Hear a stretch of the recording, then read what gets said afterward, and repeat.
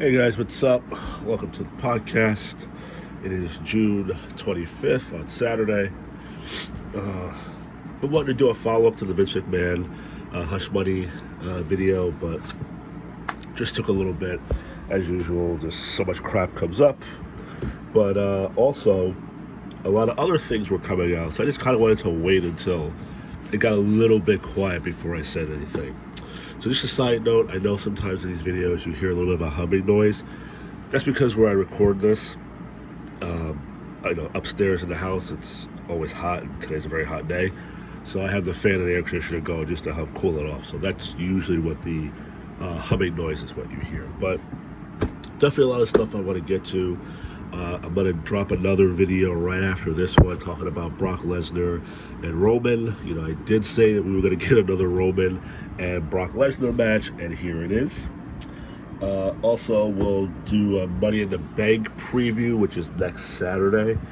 I might wait to do it Friday, but I think I'll probably do it this week. I mean, to tell you the truth, there's really nothing overly exciting about this pay-per-view. I mean, the only thing people are really going to be interested in is just the two Money in the Bank matches. I mean, everything else, you pretty much know how it's going to go. The only mystery really is who's going to win the respective Money in the Banks. I'll give my prediction. I'm picking two people for the women, and I am picking two or three for the men. That's what, yeah, three, because I can sort of see where they would go with it, I think, but that's what I'm going to do. But to get into what the real meat of this video is, it's just a follow-up. So, you know, as everybody know, you know, it came out that Vince paid off a lady because he had, you know, a relationship with her. Now we know that there's more NDAs and all that stuff. So obviously the big news last week was that Vince had stepped down as CEO. And, you know, the funny thing is that, you know, everybody's like, oh, he stepped down. You know, that you're forgetting the key word in that headline. It was Vince McMahon steps down as CEO temporarily. And Vince has not separated himself from the company. So for everybody who was like, okay, this is it, he's gone, you know, pump your brakes, because he's not gone. He may not be the CEO, but he's still involved in what the biggest complaint is, and that's the creative. So when it got announced that Vince was going to appear on SmackDown, you know, I'm like, okay, it's obvious why he's doing it, but like the big question was, what was he going to say? And I'm like, well, obviously he's not going to come out and say, hey, I know you read the Wall Street Journal, this is what's going on, it's all crap. So all he did, you know, I'm sure everybody's seen it by now, you know, all he did was just come out, you know, talk about the slogan of the company, and just welcome everybody to SmackDown. You know, he was cheered, he came out of Mr. McMahon character, he did the walk and everything, and he was sending a message. And he doubled down on that message the following Monday. Because let's be real. Was it really necessary for him to show up on Raw to announce the return of John Cena? Was that something that really needed him to appear on TV and make that statement? The answer is no. You were advertising it, you know, we knew that was happening, we didn't need your touch. It was just to get a message, hey, I'm here, do your little investigation, I'm not going anywhere. And, you know, this reminds me a little bit of what happened with Andrew Cuomo. And before I even, you know, get to that, as I mentioned before, what's going to push Vince out is not going to really be internal forces unless there is a bombshell in those other NDAs. Now, if there's not a bombshell, but there's still something disturbing in it, it will be the outside forces that push him out. So going back to what Andrew Cuomo went through, you know, Cuomo, for those of you who don't live in New York, you know, Cuomo was the governor of New York State. And he was governor for a long time, I think, maybe, 8 years? I think he was about to go for a third term, I think, if I am correct in that. And last year, things came out about him that he inappropriately touched women and he forcibly kissed them. There was a photo of a woman, I believe it was at a wedding, that he showed up, and I remember discussing this with my friend. He was like, I don't believe her. I mean, I saw the picture, but if you look at I'm like, dude, if you look at the picture, like, you can see it's like, oh my God, his hands are on my face, and his face is coming towards mine. Like, you can see she was like freaked out and like didn't want this old man kissing her. I mean, I think she was like 25 or 26 at the time. I mean, even I was like, dude, you can clearly see in her face, she does not want this man freaking touching her. But anyway, all these accusations were coming out against him, and he was steadfast that he wasn't going to resign. So in his situation, there was really no outside forces. Yes, people can protest and all that stuff, but in his case, it was more the inside forces that pushed him out, because he was adamant he wasn't going to leave. And the New York Post, every day was doing like a countdown of how many days he didn't retire. So it would be his face. So the background would be blacked out as his face, and on top would be like, 2 days, Creep hasn't resigned yet.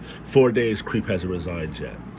And, the Republicans, obviously, in the state Senate in New York say, we're not going to support him, or we're not going to, do any negotiation with him. He has to go.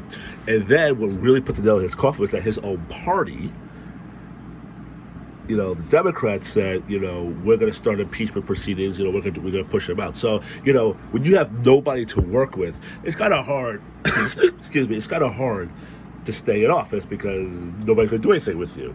So that's how he got pushed out, and then he said he was going to resign. But now, looking back in hindsight, he shouldn't have resigned, because the cases were all dropped, and, the state attorney decided not to do any prosecutions because they said there wasn't enough evidence to support everything. And that's what goes back to me saying, we're supposed to be, this country is supposed to be innocent until proven guilty, not guilty until proven innocent. So now you have somebody who resigned when he really didn't have to. Now, yes, it's difficult being governor, and now, you're supposed to be talking about ethics and, corruption, all this, but now you got this little investigation going on in the background. Yes, I know that's hard. Now, I don't know if you could just temporarily transfer your power to your lieutenant governor, who is now the actual governor of New York now, temporarily until all this was over, but he just went away completely. And Vince is sort of doing that playbook a little differently, like, okay, I'm not fully going to leave. I'll just step back from the day-to-day, because, again, it's hard to do business. We have the other person sitting across from you, like, this fucker is, like, sitting here banging all these women. Who knows what he did? I don't want to fucking sit here and do this. Well, how does that make my company look that we're doing business with somebody like this? But now that you're doing it with a different face, okay, yes, he's involved, but there's not that interaction. And him doing creative, he's not interacting with, advertisers and sponsors. So his playbook is a little bit different. And, I even said to my father when the Cuomo thing came up, I'm like, do you think he's going to resign? My father was like, yes, he has to. And I'm like, I don't think so, because didn't Trump set this precedent that when you're accused of something, you deny, and you just plow ahead? And that's what Trump did. The Access Hollywood video came out, and, he wasn't going to apologize, but then, they sort of forced him to do the video. But even the apology video, you can tell he was uncomfortable. And then what? A couple of days later, he just kind of completely was like, that was bullshit, and he just kept going. All these other women that, Trump groped me in the elevator, Trump groped me in the changing room. All these things came out, and he just kept going and going and going and going. And ultimately, he became president. He just ignored it, and it didn't touch him. And then the same thing. None of those cases went anywhere. They just faded. Now, I'm not saying Vince is hoping, because I think in Vince's mind, he was like, listen, I took care of this shit. I wrapped it up. I paid them off. And, having an affair is not a crime. And I'm sure there, the people who can't stand Vince are like, oh, that's disgusting that he did that. Again, it's not a crime. He's being a dirty old man, yes. But you can't lock this guy away, and you really can't make the guy lose his career or lose his business or whatever you want to say because he slept around. I'm not condoning what he did, but, you know, if everything was consensual, what are you going to do? Now, I don't know if there's some, you know, ethical behavior thing that they got going on over there that, you know, you violate ethical contract and all that, but, you know, he's the boss. I mean, I know he doesn't own the majority of the company anymore, but he has the majority of the voting power. So again, you can't vote him out on the board. That's why I think the internal part of pushing him out will be rough.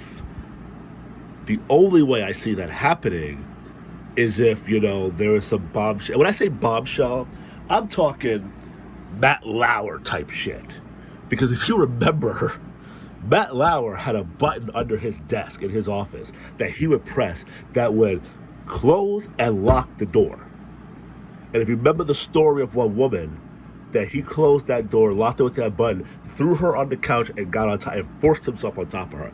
That's the shit I'm talking about that would really fuck Vince. If a woman comes out and says, yeah, he threw me to the ground, or he pushed me into some closet and we did, yeah, now Vince, you're fucked. And if that gets out, you're going to start losing sponsors, you're going to start losing advertisers, and when you fuck with the revenue stream, that's when it's like, you know what, your ass is out of here. You know what, Vince, you got to go. Now again, how do you vote him out? But I can see Stephanie sitting him down. I can see Nick Khan, his CFO, sitting him down like, listen, Vince, you know, now your shit is really hurting the company and you're hurting the people who work here. You're putting your wrestlers in predicaments where now they're in interviews and they're being asked about this. We're losing people. We're losing the ad. We're losing that money. We're losing the sponsorships. We lost Susan G. Komen. We lost the Make-A-Wish Foundation. You know, the Special Olympics doesn't want to do things with us anymore. You gotta go. And then hopefully you can pull those relationships back a few years later. That's what will get Vince. In those NDAs, there needs to be some Matt Lauer type shit. Because right now, all you have is an old man sleeping with a paralegal, paying her to keep quiet. Now, some of you might get mad at what I'm about to say next, but listen, I'm honest, I'm open. In some situations, you got to see both sides of it in some situations. And in some situations, there are two sides to it. Now, I will be the first to say, I believe Vince fooled around all that shit. Again, if you have watched wrestling as long as I have, and you've seen the shit that Vince has done and put himself in these positions with these women on TV, there's no doubt he fucking did it. But I'm sure people who have worked for him think, maybe I can get a little comeuppance and get in the good graces of this man. Maybe I'll get a little something out of it. You don't know if one of those women didn't approach him or, you know, kind of put that out there and then, you know, put that scent out there. He came and followed. You don't know that. You know, we're always ready to assume because we know Vince that, yeah, he was wrong in all of it. But how do you know some of those NDAs it's not like so-and-so approached it or, you know, this person wanted too much or this person did do something that threatened to go to the media with something and then he had to pay off another particular person? That's possible. And I'll give you another example. And I can't stand this person. This person's a baseball player. His name is Trevor Bauer. Can't stand him. Arrogant prick. I've seen some of his tweets. Can't stand him. But I think what he's going through right now is unfair. And I believe he is being railroaded.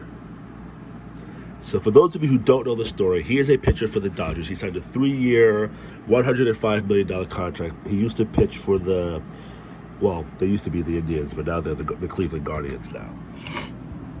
Okay? And these texts came out he released them because he met some woman and they were talking about shit and eventually got to sex and how she likes it rough and to be choked and slapped and all this stuff. They met once, did all that shit, slap, choke, fuck, all that stuff, they did it. Then they talk about meeting again and talked about the same thing. But now this time apparently, I guess Trevor went too far. Because now there was pictures of her with, a busted lip and, a black eye. So now she's saying he raped her. He's saying, look at the text messages. This is what she wanted. She told me to go harder. She told me to hit her harder. She told me to choke her harder.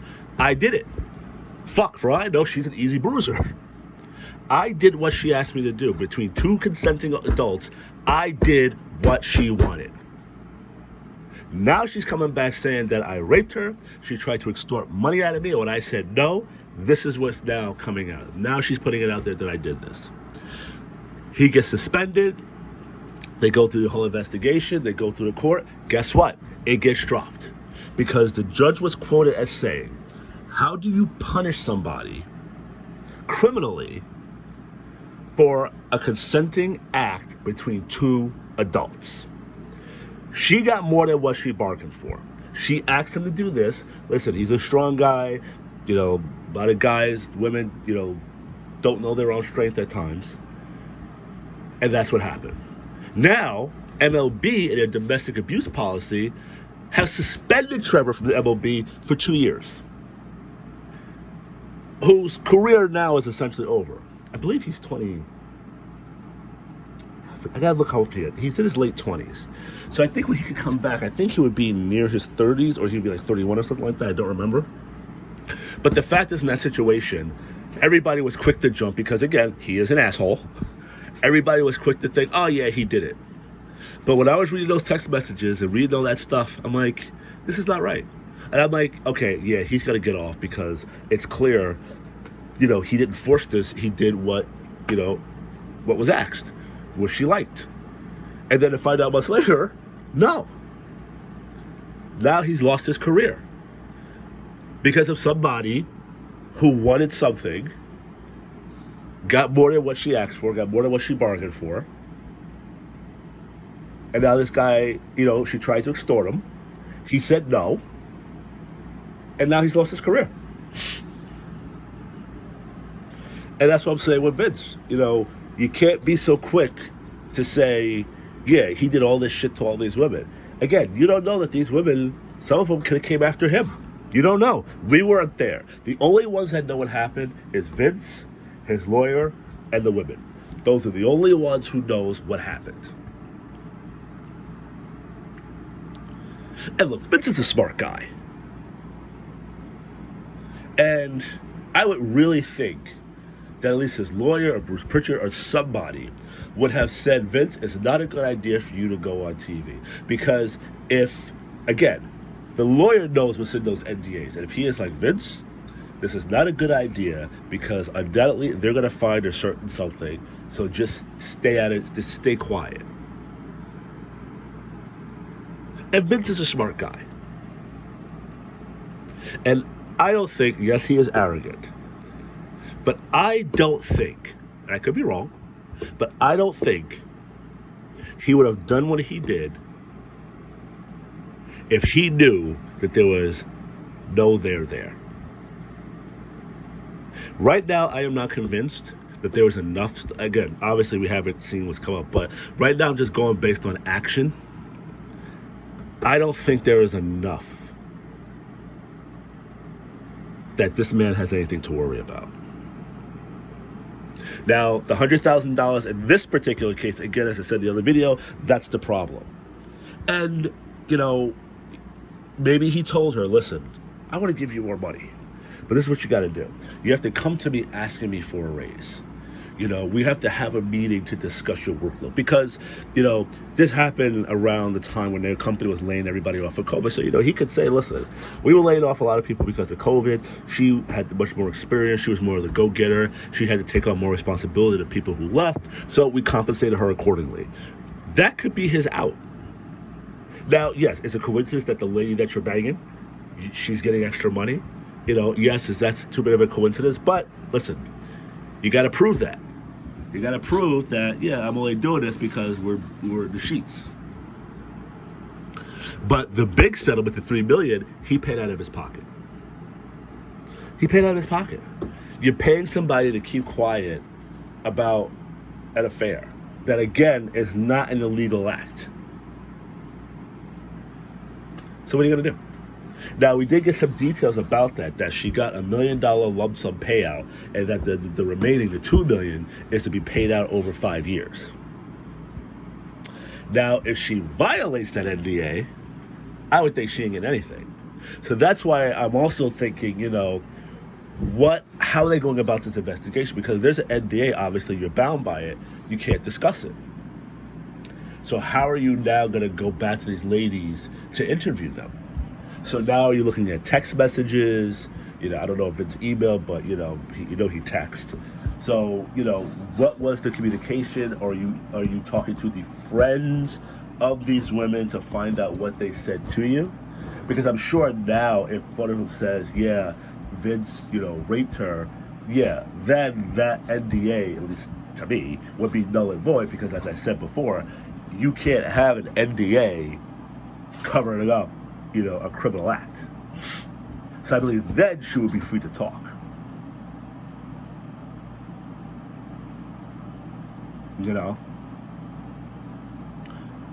But then again, I could be wrong on that too, because if you remember, that's what happened in the Bill Cosby case. That's why he got thrown out, because the first lady, Andrea Cortez, I think her name is, that's one of the reasons why, because she took the settlement years ago.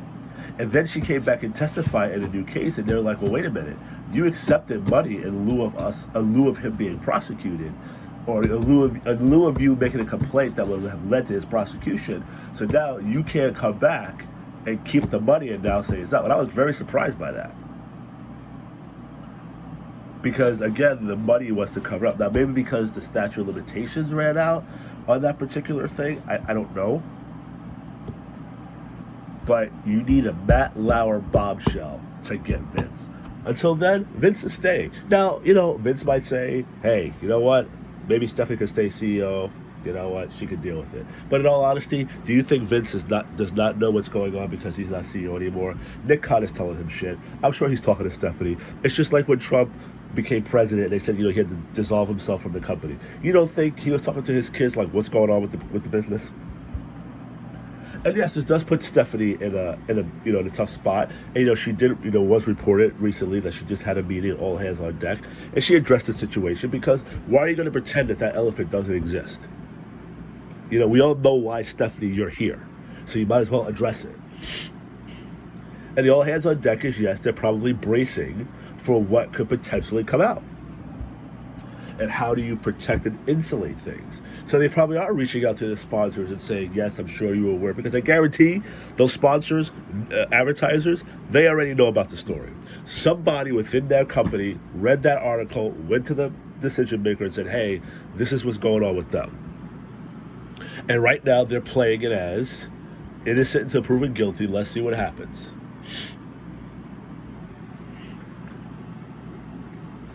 But you're going to be stuck with Vince for a little while longer. Vince is still doing that creative, and that's what drives people crazy, is that shitty creative. And he ain't going away. And going back to say that Vince is a smart guy, and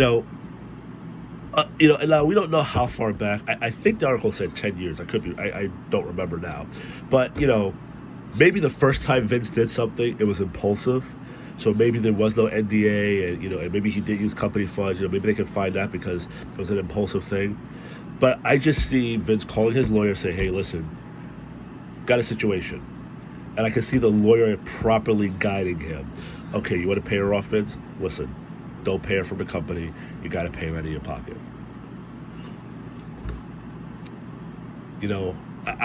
I see Vince covering his tracks to make sure, just in case this came out, this is going to be a problem. I mean, it didn't even come out during the height of the Me Too. This came out because somebody sent an email out.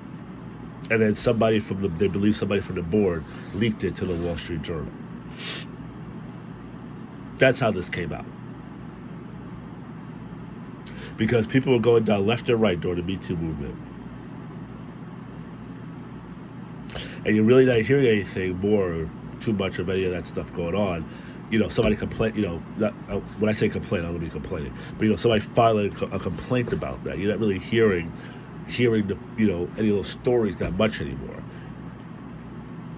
Now, that's not saying some people are still doing it because, people always think that they're the ones that can, get away with it. But I really believe Vince covered his tracks. And right now, I don't think there's any there. It's just an affair.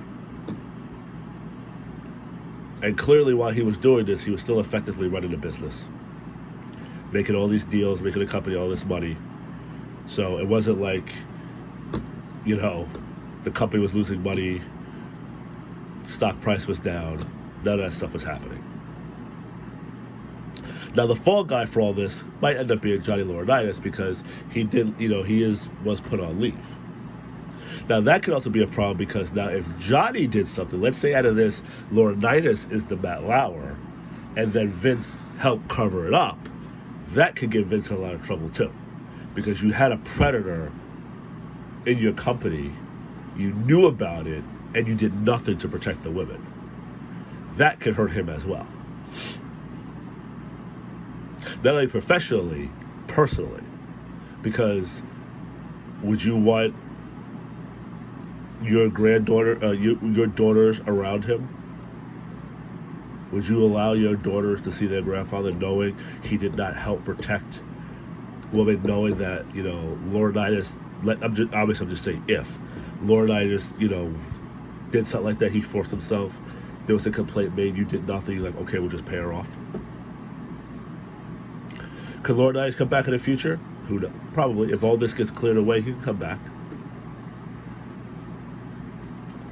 Vince is the bigger fish, obviously, but as you saw in some backstage reactions, they all think Laurinaitis is going to be the fall guy. He's going to take the bullet.